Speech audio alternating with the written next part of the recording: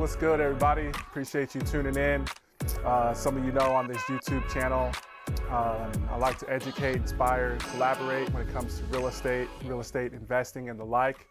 Okay, and so big thing that I talk about real life situations when it comes to investing. There's three big things that I look at: capital, strategy, and operations. And part of my purpose with this YouTube channel and being active on social media, of course, I want to get the word out there about, my business, opportunities we see in the market and so forth. But lately, I feel like a big thing that I've really wanted to do is to caution you guys as well as encourage you guys and gals, because it's quarter number 4, 2025. Today's Monday, September 13th, and things are quite a bit different in the real estate space, in the real estate industry. Of course, interest rates has been a big topic of discussion the last couple years. Inflation as well. Seems like almost everything costs more. And so part of what I want to do is to help investors. That's been a majority of my clients over the last 15 years or so. I've been somewhat active as an investor and a practitioner, serving other investors and helping y'all get to it in one way or another. Okay, so investors, working with investors, it's an interesting world that I've seen, and it's a lot of it is not what gets talked about in the real estate courses.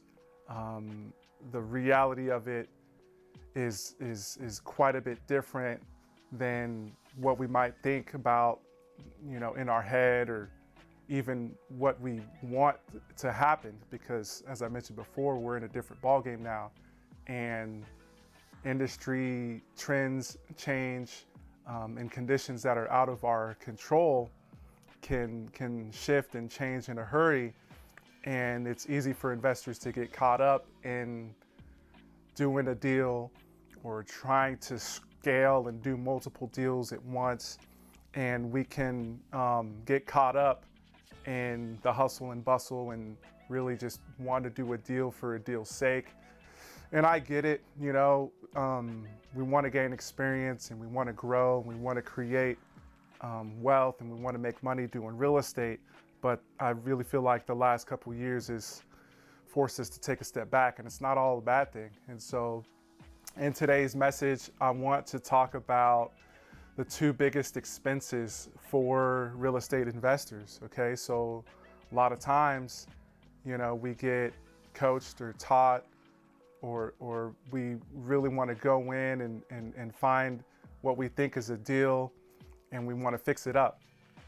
And a lot of times we go in, and part of it again goes back to what we're taught and what we see on social media nowadays, where we go find an opportunity, and then as we're going through that process, we got to figure out the financing, the capital aspect.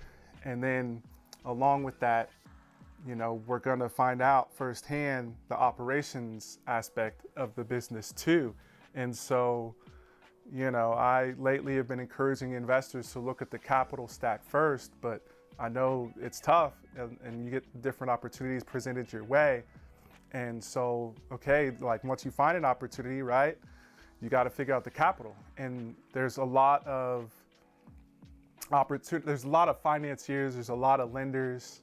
You got private money, you got hard money, there's private equity, there's first lien position debt, second lien position debt. And then, I know a lot of investors. I myself, me and my business partners at times have had to use credit cards, and we've had to source additional capital to be able to get through that process. And so the two biggest expenses when we're taking on projects, right, and we're using different types of funding, right, one of the biggest expenses is going to be the financing and funding costs. Okay, so the loan or the mortgage itself can be massive, right? That could be, in a lot of cases, a lion's share of the cost. Okay, so you're borrowing the money to get into the deal, and then you're going to get charged for that money, right? And so not only the loan that needs to be repaid somehow, however long, right? 6 months, 12 months, 2 years, 3 years, 5 years, whatever. And the money that's being charged for the use of that money, okay, which is called interest in a lot of cases, right? And you're going to have a percentage of the total loan amount. And then a lot of times you may have points or fees or costs on top of that. Though that's huge. Like that's the biggest expense, okay? And then beyond that, right, because we want to do fixer-uppers and we see an opportunity, it might be an off-market deal, we want to rehab it. That's where I see the second biggest expenses is the renovation and construction costs, okay? So when it comes to those two costs, it usually costs more than what we think it'll be. Not in all cases, but in most of the situations, it's gonna cost more because it may take longer to get through the project, and so you end up paying more for the use of the money because you took longer using it, and then the overages for the renovation or construction project, okay? So the big caution and big encouragement, as I referred to earlier, is having the resources or the additional capital, and a lot of times that's going to be through someone else, okay? So working with other people is massive in this business, okay? Because all along the way, the deal finder, the closer, the rehabber, the lender, and the list goes on. And so again, like if you can get this capital stack sorted out at least part of the way, or if you're tapped in with individuals who have capital and have resources, that's going to help you tremendously. All right, so I want to keep it somewhat short today. We're here in the Kansas City market.